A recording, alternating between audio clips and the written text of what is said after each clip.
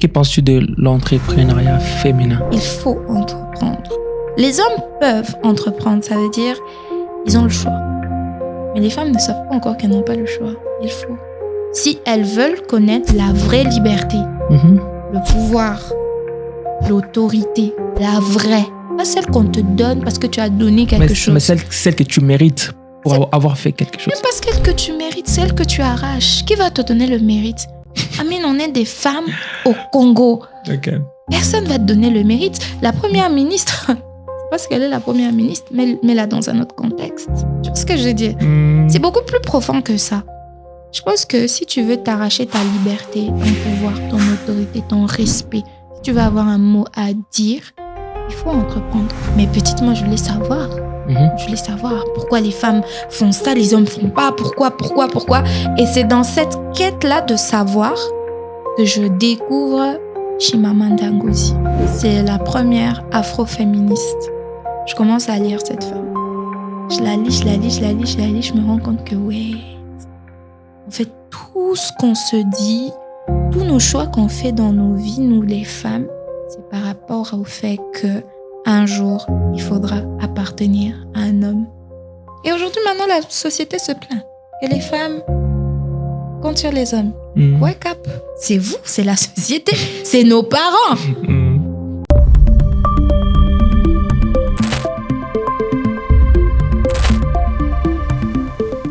Salut chers tous, j'espère que vous allez bien. C'est Kamé Monemi et un très bon retour sur un autre épisode des SWOT Podcast. Et aujourd'hui, nous avons un réel plaisir d'avoir avec nous Semet Bombo. Comment tu vas, ma soeur? Ça va et toi? Oui, ça va très bien. C'est un plaisir immense pour nous de t'avoir ici.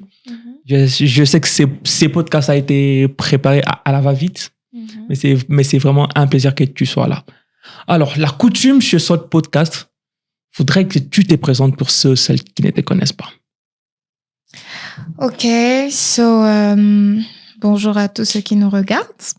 Je suis Semet Bombo, je suis entrepreneur. Je suis entrepreneur, ça fait maintenant 4 ans. J'évolue premièrement dans le secteur du cosmétique. Et je suis Miss Level Up Makutano 2024. Et je suis un peu philanthrope, ça veut dire... je dois expliquer? Si tu veux, bien sûr, si tu veux. Tu vois, parce que je me dis qu'à un moment, chacun a sa propre définition de mots.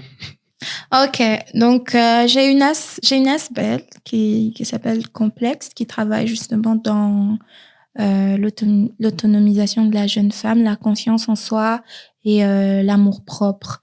Mais aujourd'hui, j'ai beaucoup plus le cap fixé sur le cosmétique. Ok. Je pense que c'est un très bon point que tu as mentionné d'ailleurs, que ton ASPL travaille sur l'autonomisation de la femme. Si on ramenait en anglais pour ceux qui parlent anglais, elle travaille sur le woman empowerment. C'est même ça, l'autonomisation de la femme. So she empowered women. Alors, en tout cas, j'aimerais vraiment plus savoir sur ça. Parce que c'est là que mes intérêts sont plus fixés. Parce que je suis plus passionné par les femmes qui font la différence. Pour les femmes qui ont cette envie-là de transformer la jeune femme and the upcoming generation. Alors, tu as dit que tu es entrepreneur et que ça fait 4 ans que tu travailles. Dans quoi tu entreprends réellement? Donc, mon histoire avec l'entrepreneuriat est très longue. Okay. Donc, j'ai commencé avec le fashion. Ça veut dire je faisais du tricot, justement ici à Johannesburg. J'ai appris ça à l'école. J'ai commencé à faire du tricot, des bracelets, tout un tas de petits trucs manuels et je vendais. Et juste avant le Covid, on a eu à l'école des activités, extra classes. Et il y avait faire des savons, ce genre de choses. Et ça m'a vraiment intéressée. Donc, j'ai commencé à participer à ça. Et pendant le Covid, ça a vraiment été le début de tout, quoi. Être enfermée, rien à faire. J'ai commencé à regarder des trucs sur YouTube et des formations en ligne. Et c'est là que je lance en fin 2020 ma petite marque de cosmétiques. Okay. Voilà. Donc, j'ai continué comme ça. J'ai eu beaucoup de breakdown dans mon entrepreneuriat. j'arrête jusqu'en 2022. Jusqu'en 2022 où je me mets vraiment à fond. J'investis dans la recherche. Je fais des formulations. Je me forme et tout. Et très récemment, en mars 2024, comme j'ai dit, j'ai reçu le prix de Level Up Makutano, qui a aussi marqué un point très important dans l'histoire de mon entrepreneuriat, parce que j'ai pour la première fois exposé ce que je fais au grand public. Et pour la première fois, j'ai fait le lien entre mon entrepreneuriat et moi. Parce que tout ce temps, personne ne savait que c'était moi qui faisais les produits, parce que je me disais juste que je ne veux pas... j'aime pas... Je sais pas si je peux dire comme ça, j'aime pas être connue. Dans le sens où ça t'enlève un peu de paix. Ça t'expose aux commentaires des gens.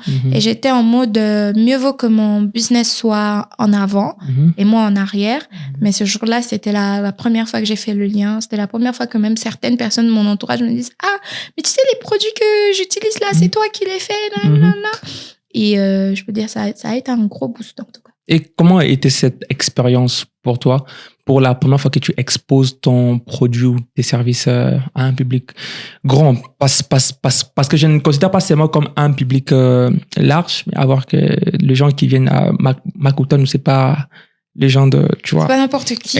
Exactement. Comment j'ai pitché devant Lydie Sonia. C'était pour moi, un challenge, parce que cette dame, elle sait parler. Elle a l'art oratoire. Elle faisait partie du jury. J'ai pitché devant Christian Lusakweno, qui est l'un des plus grands journalistes de notre pays.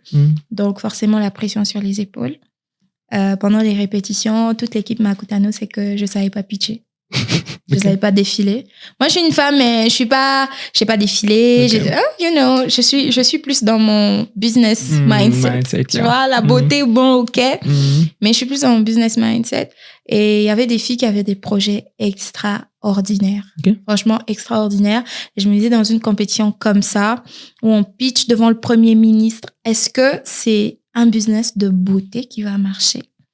Mais à ma grande surprise, quand je suis arrivée devant, j'ai juste eu une touche d'adrénaline.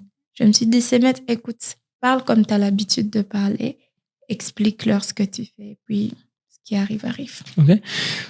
Là, tu me donnes envie d'aller en profondeur, parce que nous, on pensait juste que c'est une compétition normale, tu vois, où tu exposes ton projet.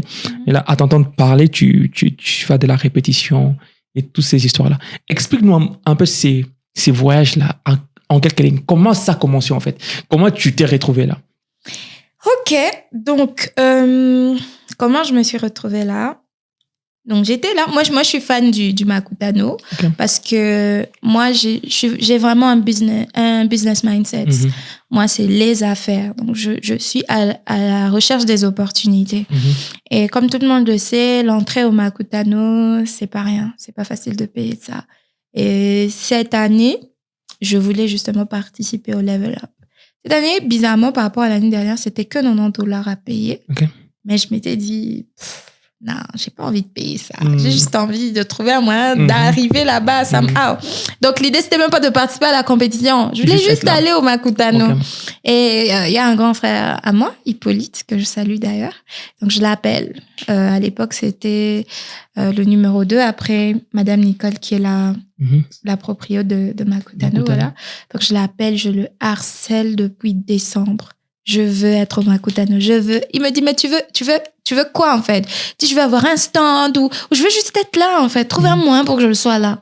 Et il me donne rendez-vous au Makutano, j'y vais. Et je lui dis, j'ai vu des femmes, on a posté des femmes qui parlaient de leur business, c'est quoi? Direct, il me dit, ah, tu veux faire Miss Level Up? Je sais pas. Il a dit, ok, tu vas faire Miss Level Up. Et c'est parti de là. Et on a fait des répétitions. En fait, vraiment, sincèrement, le Makutano, c'est pas juste... Level Up Makutano, parce que Makutano, c'est autre chose. Le Level Up Makutano, c'est pas juste une compétition. C'est vraiment un réseau. Ça veut dire, c'est vraiment une famille où tu entres et qui te propulse. Ça va vraiment au-delà de la compétition, au-delà de la vidéo là qu'on fait, qu'on poste sur Insta, ça va 100 000 fois au-delà de ça. Ok, intéressant. Là, j'ai une vue différente de Makutano. Et dis-nous un peu, après avoir atteint la seuil, tu vois, t'es allé alors que tu ne voulais même pas être, et après tu te retrouves au sommet.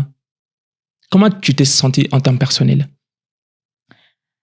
Moi, j'étais juste encore plus amoureuse de Dieu parce que moi, perso, moi, je me disais, j'ai pas les capacités, je ne peux pas. I won't make it. Tu vois, je me disais, je suis pas dans ça. Miss, tu marches parce qu'il fallait défiler d'abord. Wow.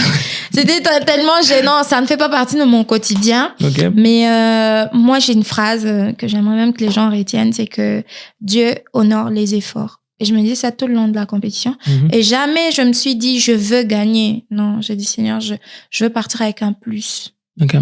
Je veux pas être forcément la première. Je veux pas forcément... Je sais pas. Moi, les filles qui étaient là, je les voyais même pas comme des compétitrices. Je me disais, peu importe ce qui gagne. Moi, je sais ce que je suis venue chercher. Moi, je voulais être au Makutano. Je voulais être au level up. Si je suis au level up, it's good. It's good. So, j'étais juste reconnaissante envers Dieu. J'étais hyper émue. Voilà. Intéressant. Et throwback. Parce que quand tu t'es introduit, tu as dit que ça fait 4 ans que tu es dans ton business. Yeah. Quels sont les challenges majeurs que tu as fait face? Parce qu'avoir des jeunes, tu vois, entrepreneurs jeunes, malgré que l'entrepreneur n'a pas d'âge, tu vois, mais soyons un peu dans ces facteurs-là par rapport à l'environnement où tu évolues. Parce qu'on voit aujourd'hui, la plupart de jeunes femmes se plaignent de ne pas avoir de ressources adéquates pour commencer quoi que ce soit, ou se plaignent de la situation, genre se victimisent du sort communautaire. C'est quoi, en fait, cette chose qui t'a dit, non, voilà, je suis prête à commencer cette marque, et c'est quoi le challenge majeur que tu as fait face tout au long de ton parcours juste à être là? Ok. Donc déjà, je crois que c'était en 2023, j'ai parlé à une conférence et je parlais justement de l'entrepreneuriat. Et dans ta question, il y a 2 questions en fait. Yeah. Il y a des questions. Il y a déjà, premièrement, le plus grand challenge, c'est commencer. Ok.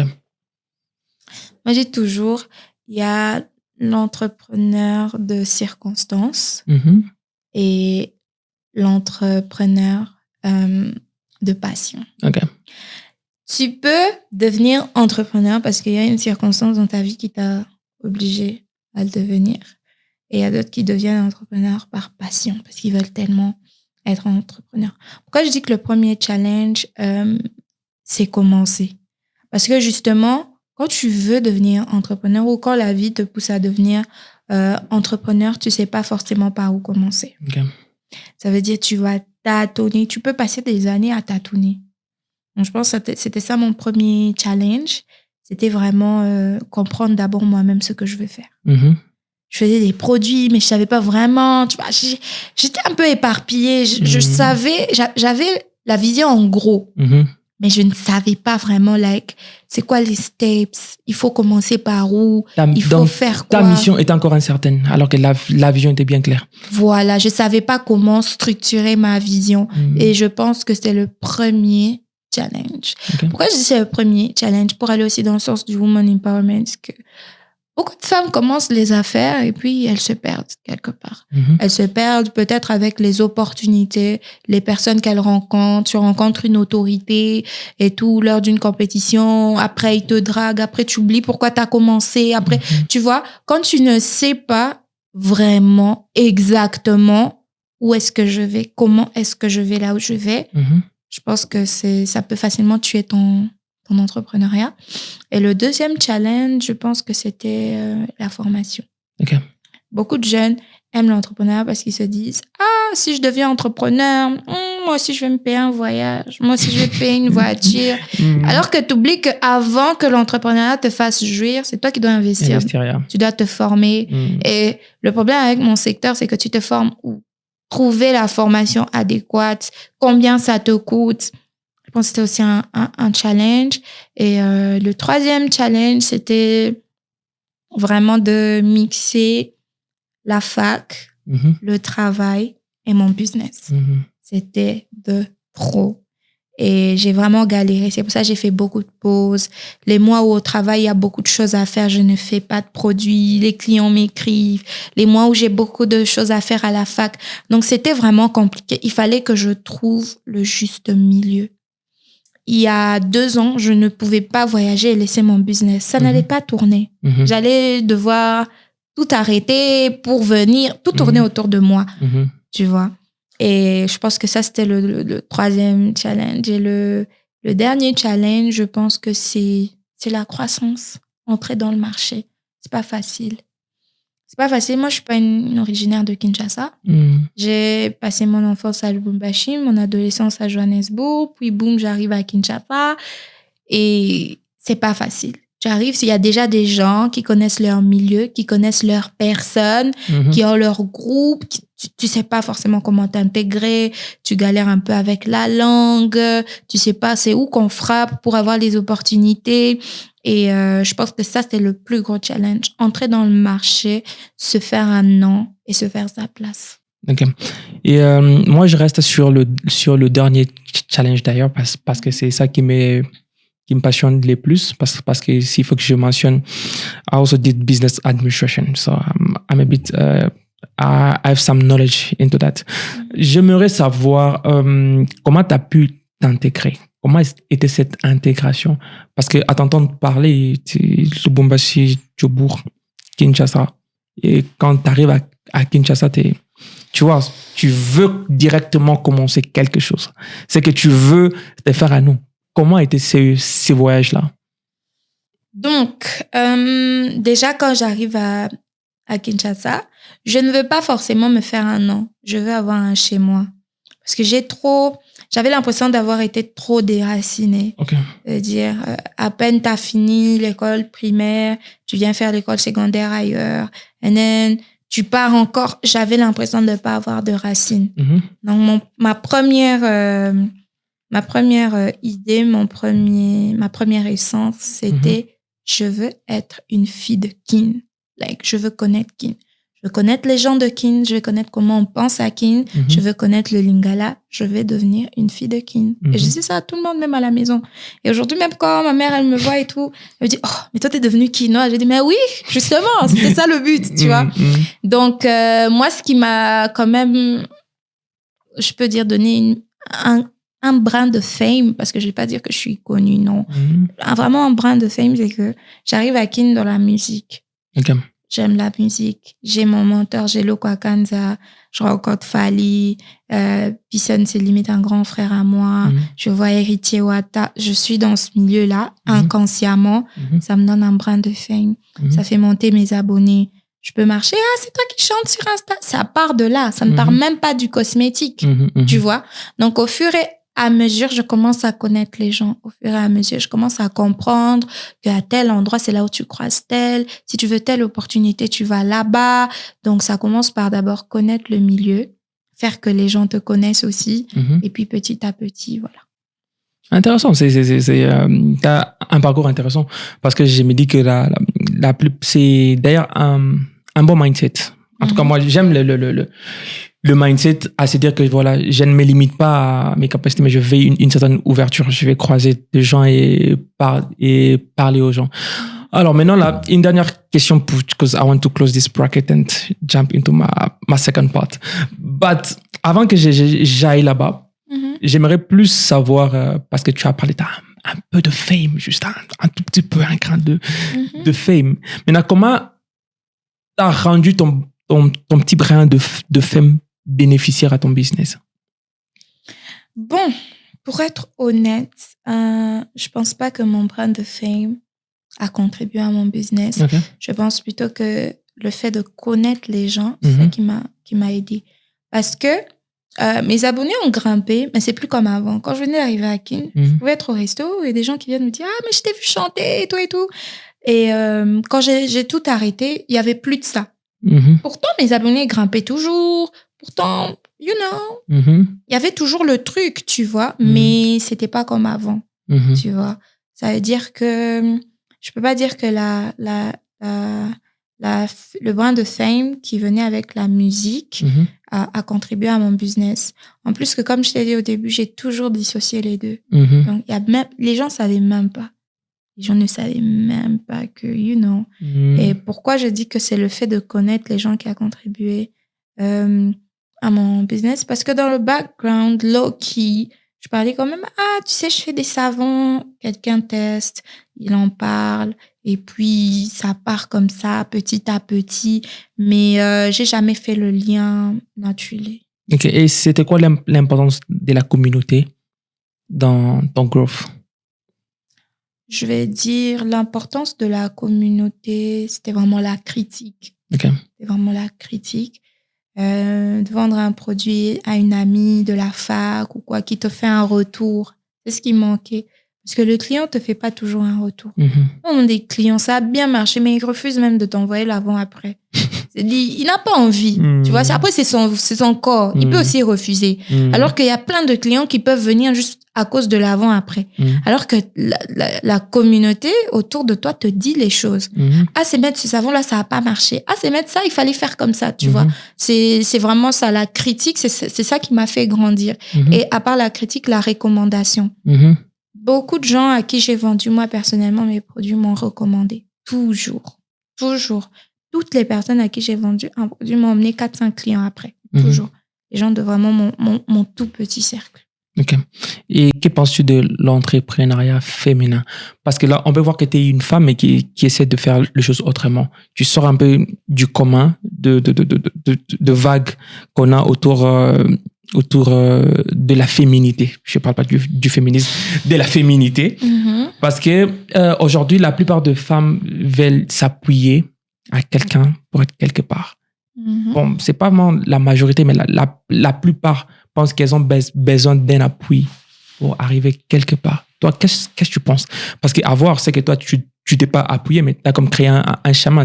C'est comme un ruisseau qui commence and just shape away. Ok. Question intéressante. Déjà, je ne pense pas. Ça va entrer dans un débat féministe. Ok. Mais... I don't mind that. I think I want to entertain. Je pense que, nous, quand on a grandi, beaucoup de femmes vont se voir dans ce que je dis. On t'apprend tout par rapport au fait qu'un jour, tu auras un homme. On ne t'apprend pas les choses en vain.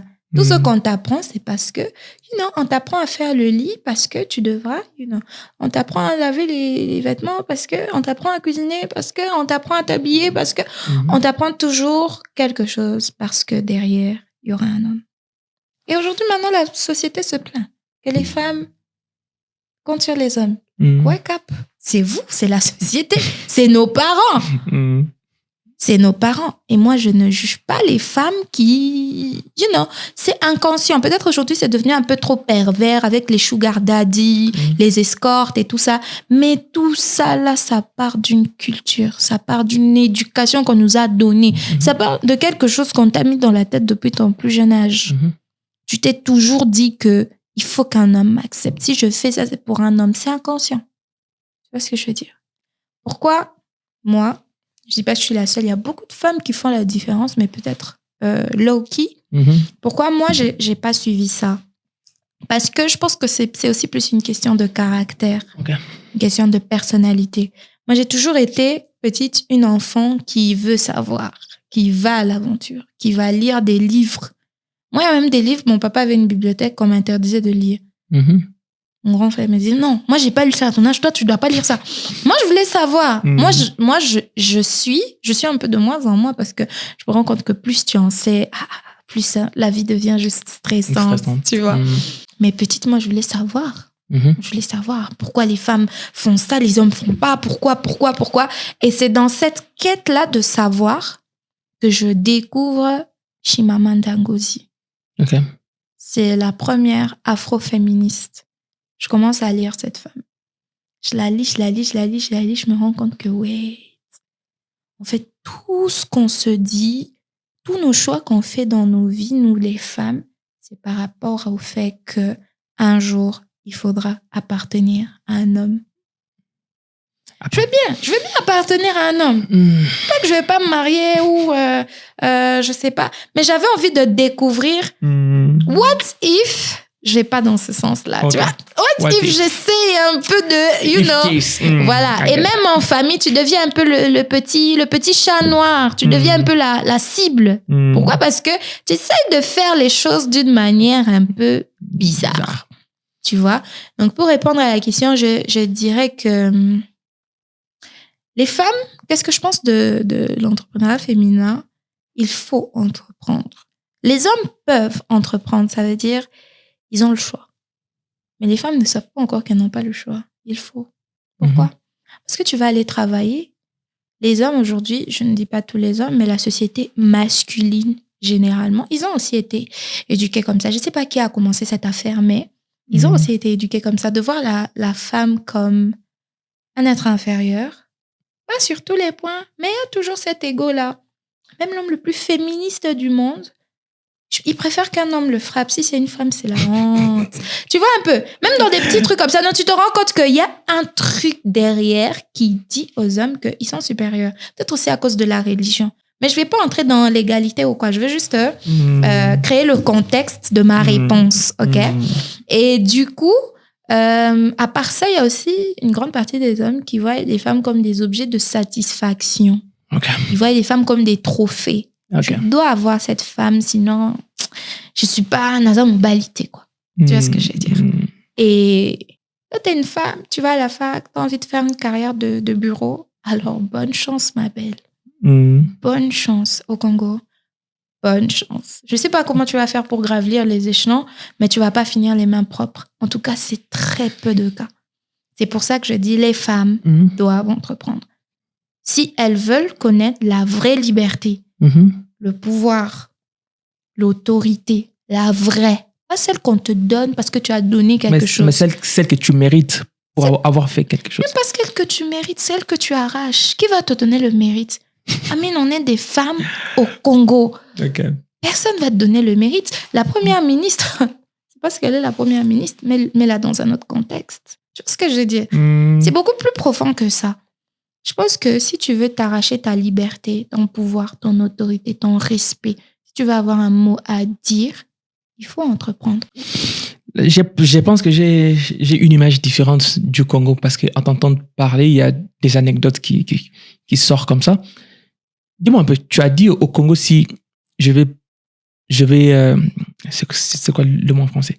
If I want to pursue a career, it's a tough one. Tu as dit tu ne sors pas le main propre. Quels sont les cas pratiques? Tu sais, au Congo, on parle pas aussi beaucoup, hein, parce que some people, they're just watching. Ah, la petite l'avait dit ça. Non. En fait, ce que je veux dire, c'est quoi? C'est que dans le milieu professionnel au Congo, c'est connu. Pourquoi les hommes veulent pas que leurs femmes aillent travailler au bureau? C'est pas que non, qu'elles restent éduquées, les enfants. Très peu mentent.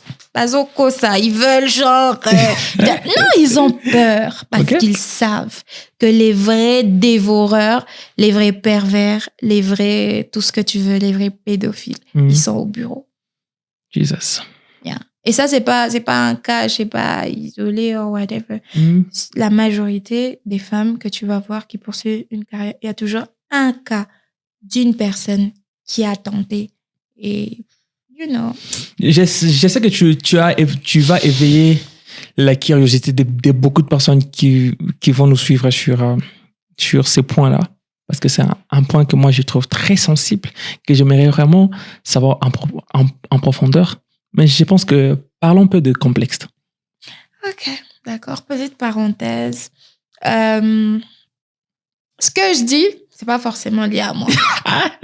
Okay. Moi, je parle ouvertement. Après, je pense que ce podcast, c'est pour les gens qui sont ouverts d'esprit. Exactement. Et puis, voilà. De toutes les façons, moi, je suis auteur de ce que je dis, pas de la compréhension des gens. Exactement. C'est même ce que j'ai parlé récemment dans mes récents interviews, même malgré le fait que c'est pas encore sorti.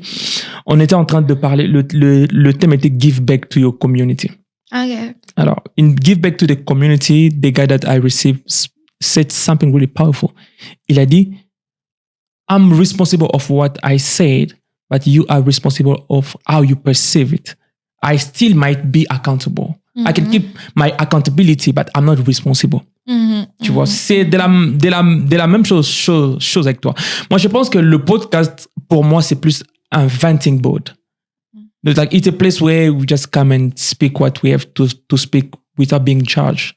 You know, I'm like, if you guys want to judge, please comment or go to a IGN.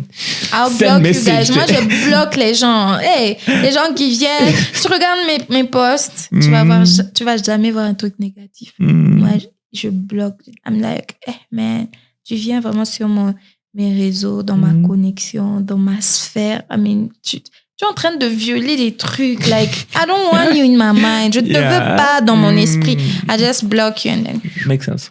Alors, parlons de complexe. Parce que tu as dit, je sais pas, un ou une ASPL. Moi, les Français, ça commence à partir.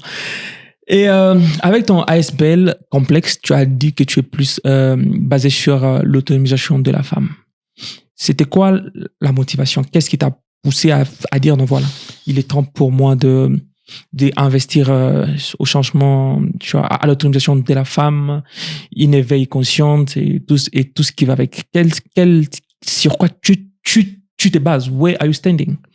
Ok, donc les gens finalement vont se dire, elle a eu combien de vies? La musique, le cosmétique, une ASPL. Oui, en fait, comme j'ai dit au début, moi j'ai toujours été guidée par la curiosité, guidée par je dois faire quelque chose. Moi, je suis comme ça. Même à la maison, I have to do something. Je n'aime pas rester là. Même pas que j'aime pas, ça me rend anxieuse. I have to do. Je dois. Are you a overthinker? Yeah, I am. I get that. I want to, et dans ce I want to faire quelque chose, j'ai appris plein de choses. J'ai découvert plein de choses. J'ai fait plein d'expériences. Okay. Donc, déjà, avant même de rentrer à Kinshasa, j'étais ici à Johannesburg. J'ai ouvert mon compte Instagram complexe qui n'existe plus aujourd'hui. Je vais vous dire pourquoi. Okay. Donc, l'idée vraiment, c'était de dire les choses haut, de dire ce que les gens disent bas, mais de le dire tout haut. Dire tout haut ce que les gens pensent tout bas. Donc, dans notre communauté. Donc, être la voix communautaire, en fait. Pour les femmes seulement. Pour les femmes seulement. Et on avait commencé par des posts. Je me souviens, le premier post qu'on a fait, on devait toutes être en brassière, collant. Je me rappelle, j'ai vu la vidéo. Surprenamment, sur Insta, j'ai vu genre une vague de filles qui étaient truc et qui dit non, je ne m'expose pas, c'est toi qui es pervers, un truc pareil. Voilà. Ma finalité, c'est pas le mariage, la dot, c'est pas un commerce. Voilà, c'était vraiment... Pourquoi on s'était habillé comme ça? Pour choquer les gens. Parce que au Congo, c'est ça. Tu mets juste ton legging, tu marches, c'est fini, ils sont choqués, they're like, So, pour attirer leur attention, je m'étais dit, let's go that way and tell them the truth. So, on avait fait ça a commencé comme ça, mais l'idée derrière, c'était de montrer aux jeunes filles autour de moi, j'étais encore mineure, quand j'ai commencé ça, j'avais 16, 17 ans, je sais plus. C'était de leur dire que c'est pas forcément ce que la communauté dit qui est vrai. C'est pas forcément parce que depuis des années, la coutume a toujours dit que si après 25 ans, t'es pas marié, c'est que aux autres, tout là, que c'est la vérité. Ce n'est pas ça, tu vois. C'était vraiment ça mon mindset. Dire, essaye d'abord de faire ce que toi tu veux. Ne sois pas limité, ne sois pas, non, une fille ne dort pas jusqu'à 9h. I mean, c'est écrit où? Pourquoi? Like, I do what I want, I mean, guys, rêvez-vous un peu. C'est des trucs comme ça qui m'avaient juste saoulée. Et quand j'ai découvert chez Maman Dangozi, je me suis rendu compte que, en fait, tout ça, c'est pas que c'est mal. C'est juste que la communauté perçoit ça mal. Tu vois. Et ça a commencé comme ça. Et au fur et à mesure, on faisait des débats dans le groupe. Et je me suis rendu compte que beaucoup de femmes savaient que c'est pas mal, c'est la communauté. Beaucoup de femmes en avaient marre de la communauté. On avait même fait un moment sur Instagram les messages anonymes. Il fallait voir le nombre de petites filles, de jeunes filles qui dénonçaient des abus sexuels en famille, des abus sexuels à l'église. Donc, tout ça, je me disais, mais c'est énorme. C'est énorme, c'est grave, tout ça, tu vois. Mais de mon jeune âge, je n'avais pas pris les initiatives que j'aurais pu prendre aujourd'hui. Moi, je me disais qu'il suffisait de débattre, de faire des posts sur Insta, et puis ça allait faire la différence, tu vois, alors que c'était beaucoup plus grave que ça. Donc, l'idée, c'était vraiment de permettre à ces filles-là de s'exprimer, de les mettre dans un contexte où on leur dit la société, c'est la société. Tu peux aussi faire ta vie comme toi, tu l'entends, tu vois. Après, toujours avoir des valeurs, des bonnes mœurs. C'est pas que non, la société, c'est la société. Tu peux aller demain commencer ta carrière de stripteaseuse, on va t'applaudir. Non, c'est une façon de dire, il y a certaines pressions que la société met aux filles et ça les détruit. Il y a certaines pressions que la société nous met qui n'est juste pas utile. Une fois, je crois, avant même d'avoir 18 ans, je sais plus j'avais quel âge, j'étais allée demander à maman, pourquoi on doit rester vierge? Ok. Elle était choquée. Mais je me suis dit, donc, eux, ils pensent vraiment que on pense pas à ça. Genre, on ne se pose pas des questions. Genre, on est déjà paramétré. Elle m'a dit, pourquoi tu demandes ça? J'ai dit, non, je veux savoir. Elle dit, mais il faut se garder pour son mari. J'ai dit, mais qu'est-ce qui prouve que mon mari se garde pour moi? She was like... elle était like, what's going on? Cet enfant vient d'où? Yeah. Tu vois? Et là, je lui fais ma petite réflexion. Je lui dis, maman, tu penses pas que si vous dites aux filles, aux femmes de se garder pour elles-mêmes, pour leur respect, pour Dieu, ça peut changer quelque chose dans leur manière de penser au lieu de garde-toi pour un homme. Parce que le premier homme qui va venir, elle va tomber amoureuse, elle va se donner. Parce qu'elle se dit que j'ai gardé ça pour un homme. Et on a fait ce débat-là et tout. Et je me suis rendu compte qu'il y a beaucoup de choses aussi que la société nous a mal transmis. Genre, c'est bien, mais on nous a transmis ça de la mauvaise manière. Et l'idée de complexe, c'était vraiment d'essayer de réparer step by step ce genre de petites choses. Quand je suis arrivée à Kinshasa, on est allé dans un orphelinat où il y avait tout plein d'adolescentes. On a fait pendant 4 mois des formations. Genre, on parlait de tout. On leur apprenait à parler français, à faire des petits trucs.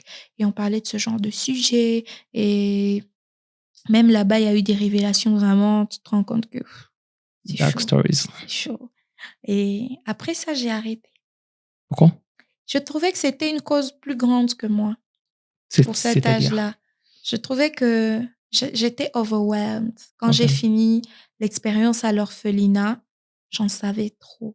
Je me suis rendu compte que moi, qui a toujours voyagé, toujours tranquille, toujours une certaine vie, je vivais des choses, mais il y a des gens qui vivaient 15, 30, 50 fois pire. Il y a certaines pressions que la société n'exerçait pas encore sur moi, peut-être parce que j'étais dans un contexte différent, mais ça s'exerçait déjà sur d'autres personnes parce qu'ils n'étaient pas dans le même contexte que moi.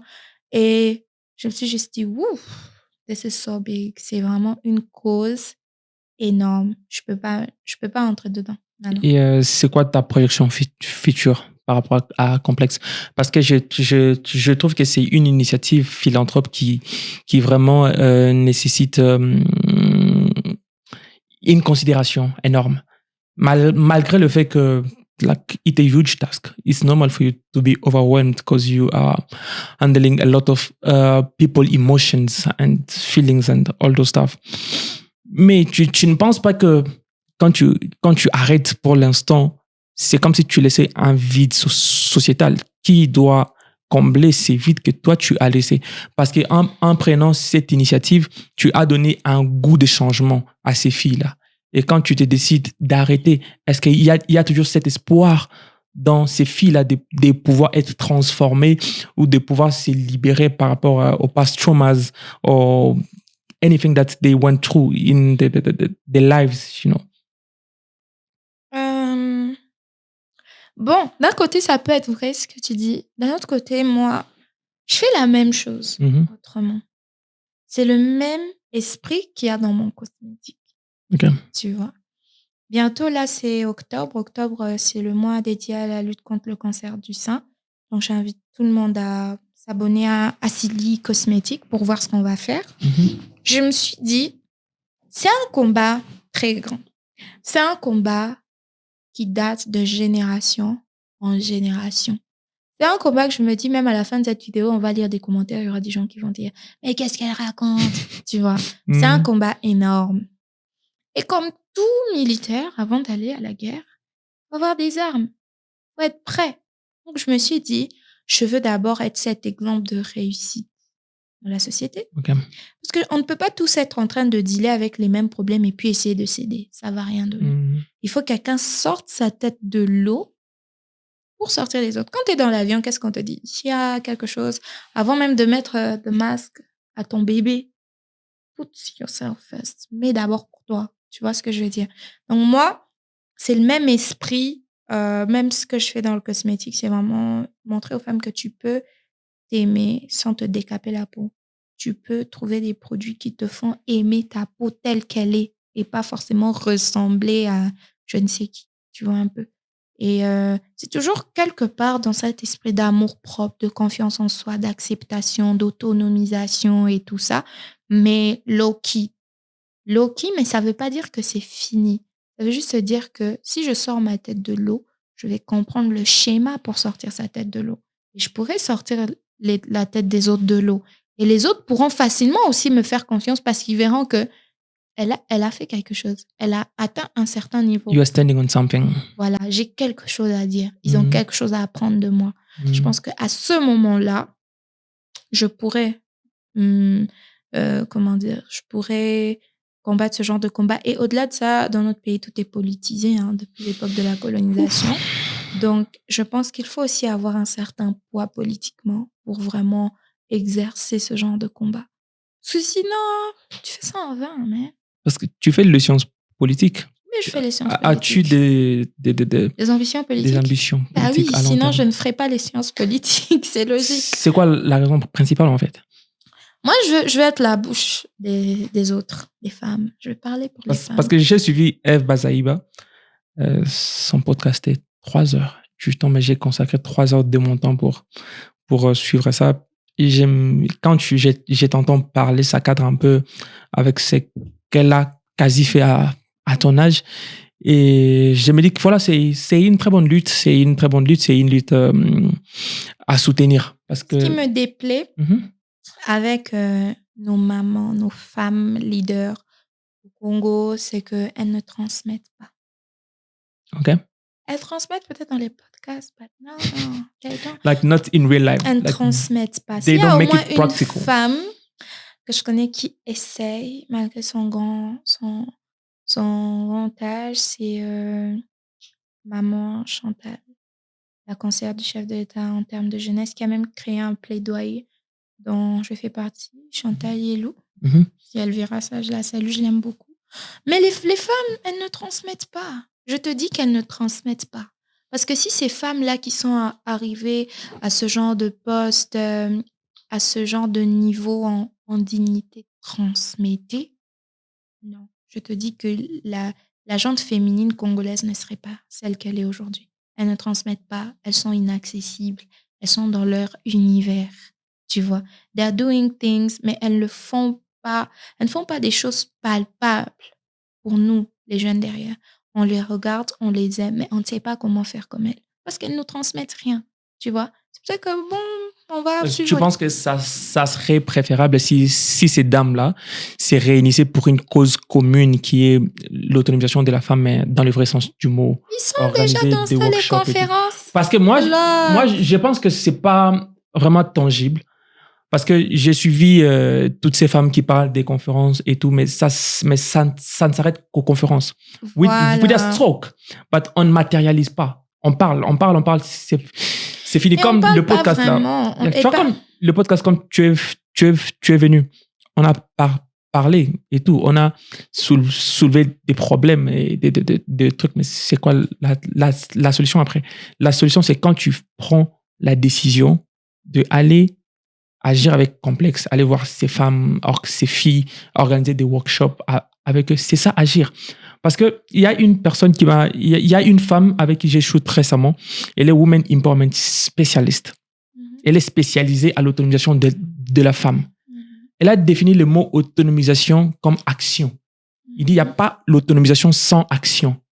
Pour en fait te dire que je suis acteur de en fait, l'autonomisation de la gente féminine, je dois agir. Mais qu'en est-il si je suis juste une bouche sans main? C'est ça. Et au-delà de ça aussi, il faut savoir que aujourd'hui, quand on parle de la gente féminine dans notre pays, on voit les mamans. On voit pas les jeunes filles. Okay. Et on va se plaindre.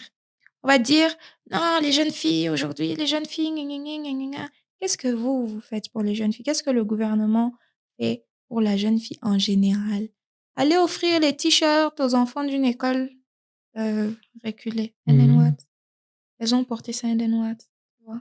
Moi, j'étais très à fond dans les activités du ministère du genre. Genre famille et enfants. Oui. En 2022, j'avais vraiment apprécié. Ils ont fait des conférences dans les écoles avec les jeunes. Les jeunes ont posé des questions. Mais c'était juste une vague qui a fait peut-être 6 mois, 1 an. C'est parti. Ça s'est arrêté, tu vois. Or, c'est ça. Nous, quand on écoute, par exemple, maman Eve Bazaï, on a envie d'être comme elle. C'est-à-dire, on l'admire. Mais, man, you're not gonna meet her. Tu vas pas la croiser. I mean, tu vas la croiser vite fait. Moi j'ai rencontré Madame Toumba Boacha. Je l'ai rencontrée à un vernissage. Je lui ai parlé 2 secondes. Elle était même pas là. Son esprit était ailleurs. Tu vois? And I was like, est-ce que ces femmes savent qu'on veut être comme elles? Est-ce que ces femmes savent que si elles commencent à parler, like, we're gonna sit, on va s'asseoir, on va tout arrêter pour entendre, tu vois? Je pense que c'est peut-être ça. Après, il faut savoir aussi que la génération de nos mamans, elles ne communiquaient pas non plus trop avec, tu vois? Je ne pense pas vraiment que ça soit une raison motrice. C'est pas une raison motrice, mais peut-être qu'elles ne savent même pas qu'elles ne communiquent pas. Elles savent. Au Congo, les gens veulent rester mystiques. Je ne vais pas être démystifié. Mystérieux. Sinon, je deviens ordinaire. C'est possible. Tu vois, donc je vais rester cette personne que les gens regardent. Peut-être que si je montre aux gens que c'est facile d'être comme moi, je ne serai plus prise au même niveau. Peut-être aussi c'est ça. T'as raison, peut-être aussi c'est ça. Et du coup, moi, quand on me demande, c'est quelle femme au Congo que tu admires? Like, no one. Personne. Je m'admire moi-même. Ok. Et les efforts fournis pour arriver quelque part? Comment? Donc, tu t'admires toi-même et des efforts que tu fournis pour arriver. Je dis, guys, parce que même si j'admire telle personne, elle va même pas me donner 1% de son savoir. Je vais l'admirer de loin. Maybe le jour où je voudrais aller la passer, son garde du corps va me pousser. You see? Donc, please, je m'admire. Moi, j'admire ma mère, c'est tout, tu vois. Thank you so much, guys. Je pense que c'était un plaisir immense de t'avoir aujourd'hui. Tu ne te rendais même pas compte que ça fait pratiquement 50 minutes depuis qu'on parle. Yeah, so that. Yeah, I feel like there's more to speak about, but our time is restricted. Yeah. What is your call out for the upcoming generation? Oh, sorry, je parle anglais. C'est quoi, en fait, ton appel à toute cette génération de femmes genre de jeunes filles qui inspirent à un changement, en fait? So, ce que j'aimerais dire, et vraiment du fond de mon cœur, c'est ce que mon doyen à l'université m'a dit le premier jour à la fac. Il m'a dit, dans ce monde, il n'y a rien qui se passe hormis le pouvoir. Sans pouvoir, il n'y a rien. Sans pouvoir, il n'y a pas de succès. Sans pouvoir, il n'y a pas d'égalité. Sans pouvoir, il n'y a que la guerre, il n'y a que la galère, il n'y a que la misère. Donc, j'aimerais bien que les femmes, aujourd'hui, fixent leurs yeux sur le pouvoir. Pas le pouvoir de dominer sur les gens. Pas le pouvoir de devenir demain gouverneur ou quoi, mais le pouvoir d'agir, le pouvoir de décider, le pouvoir d'avoir un mot à dire. Ce pouvoir-là ne vient que par l'autonomisation. Sans ça, il n'y aura rien. On sera toujours au même niveau. On sera toujours dans des plaidoyers. On sera toujours en train de se plaindre. On sera toujours derrière les hommes riches qui vont d'ailleurs donner des maladies, des malédictions et tous ces trucs-là. Si on ne fixe pas nos yeux sur le pouvoir, on n'aura pas de liberté. On n'aura pas de voix. On ne sera rien. on sera 0. Et le pouvoir de manière pratique dans notre génération, c'est l'entrepreneuriat. Entreprends, crée ta situation, crée ton truc, sois leader quelque part et puis voilà. Je pense que ça va partir de là. En tout cas, c'est ma façon de voir et ça marche pour moi en tout cas. Donc, j'aimerais que toutes les femmes me donnent un peu le bénéfice du doute et qu'elles essayent quand même et qu'elles voient. Moi, je suis dans le secteur de la beauté. Il y en a qui sont dans des secteurs complètement différents et je pense que la communication, l'art. ensemble, si on a cette génération de femmes qui ont le pouvoir, I don't know. Le Congo, ça sera quelque chose. L'Afrique, ça sera quelque chose. Intéressant. Sod Podcast est en train d'organiser une conférence avec un partenaire avec House Vision Link Hub, qui est un réseau d'affaires. D'ailleurs, on essaye un peu d'être aussi un petit Sultani Makutano. Tu vois, à l'échelle jeune encore là, parce que tu vois, c'est pas très facile de pouvoir être sûr de trucs à but lucratif, mais on essaie vraiment de faire. C'est quoi ton message? Nous, on veut avoir un de tes messages parce que on a créé cette plateforme en fait pour être la voix de la jeunesse. C'est un réseau d'affaires pour jeunes et par les jeunes. Et là, on organise une conférence intitulée Women Empowerment, qui est toujours l'autonomisation de la femme, avec plusieurs jeunes femmes aussi qui ont accepté d'être comme speaker. Partager un peu leur expérience parce que là, nous, on parle plus du concept du story making. On sait que si aujourd'hui, on invitait Eve Bazaiba et qu'elle se mettait où tu te mets là, elle va faire du storytelling. Elle va nous dire ce qu'elle a fait, ce qu'elle a accompli et tout. But you are doing the story making. You are telling stories. You are telling stories based on your living. Like you are sharing current experience. Et c'est un peu ce que nous, on veut. On veut être le jeune qui partage de faits réels, qui motive d'autres jeunes à croire que non. C'est pas difficile. Il faut juste que je mette un peu de sérieux, un peu de volonté pour y arriver. Donc, du coup, moi, il faut que je passe un message. En tout cas, j'invite toutes les femmes à participer à cette conférence. Les billets est vraiment à un prix dérisoire. Tu vois, et hâtez-vous, parce que la conférence va se passer le 27 octobre 2024 en Tunisie. C'est où, mais pour les gens qui veulent participer en ligne via Zoom ou Riverside, vous êtes le bienvenu. Je pense que je mettrai le numéro ici où vous pourrez appeler pour contacter. Donc, merci beaucoup, Semet, pour avoir répondu positivement à notre invitation, parce qu'on sait que la plupart des personnes, quand on contacte à la va-vite, donnent des explications philosophiques. Mais c'était, tu vois, tu n'as pas agi comme Eve Bazaiba, tu vois. Au moins, tu t'es disponibilisé et nous sommes tellement reconnaissants et nous te remercions pour ça.